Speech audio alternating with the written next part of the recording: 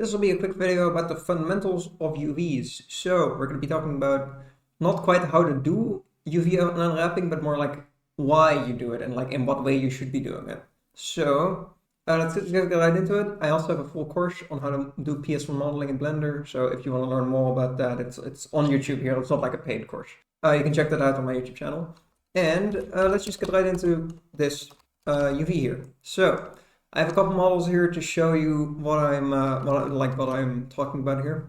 So here we have an unwrapped cube. So unwrapping is basically imagine one of those cubes you get as a kid where it's like made out of paper, right? So it's like this paper sheet, and then there's like the cutout lines, and you're supposed to like fold the cube, and you like glue those little edges with the little side pointy things.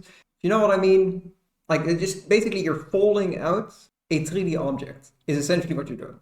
So here you have an unwrapped UV cube, and here you have the actual cube. So a good way to think about it is if is you're starting with a 3D object and you want to make one of those like glue foldy things for children out of it. So you don't want any bendy edges. So this here.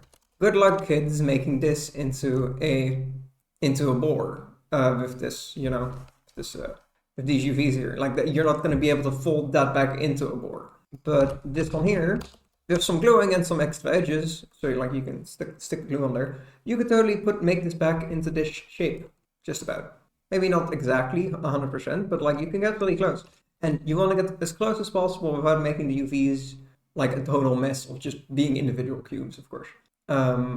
So that's generally what you want to do with a UV. So just to show you the more simple example again. So here we have this cube. It's made out of these lines here, or like the seams are these things here. So this is a seam. You can mark a seam like that. Not really going to go over the technical things here, but more about the fundamentals. So and you can see that it folds out into this. So this would be this face here, would be this face here, this face here is this face here, and so forth. And there you go. And that's then the entire thing. So that's the main thing you need to remember about UVs. Keep them nice and not bendy. So for example, there's a big good example of it being bendy. Like here you can see the big streaks and like not nice sharp corners, or like not like the texture here is stretched. That's what I'm looking for, stretching. You don't want stretching. You want as in this one. There's very little, if any, stretching. That's what you're looking for. You're also looking for, especially if you're going to texture paint it, this texture was painted on, you're going to want to make it kind of legible as what you're painting. So you can see here's the head, here's the body, here's the legs.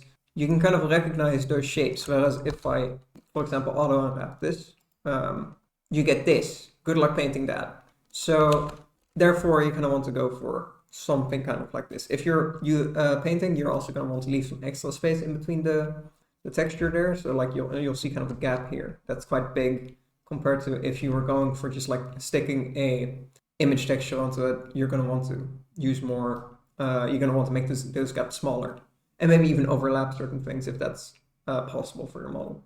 So say you had like a log texture, or like a log you wanted to texture, you could, for example, have the bark side have one material on it, and the like top, like the cut off bit of the log, that would need to have a different texture, because you can't just stick another bark texture on there because there's no bark there.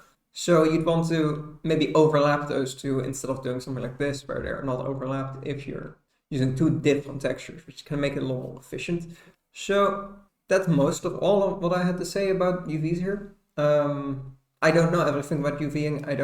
I generally just auto UV unwrap things, so it's not that big of a part of my workflow, but I do kind of know about these fundamentals. So hopefully this helped you in learning Blender. If you want to learn more about Blender, join my Discord where we make games for charity together, and like all the money we make there from a game I released on Steam, which is made by like the community and me, we release those, and then all the money we make goes to charity, and hopefully we can save a whole bunch of lives doing that, because it's all going to very efficient, effective, also some charities, and that's pretty cool. It's something I'm very, very passionate about, so join that if that seems interesting to you. Right, goodbye.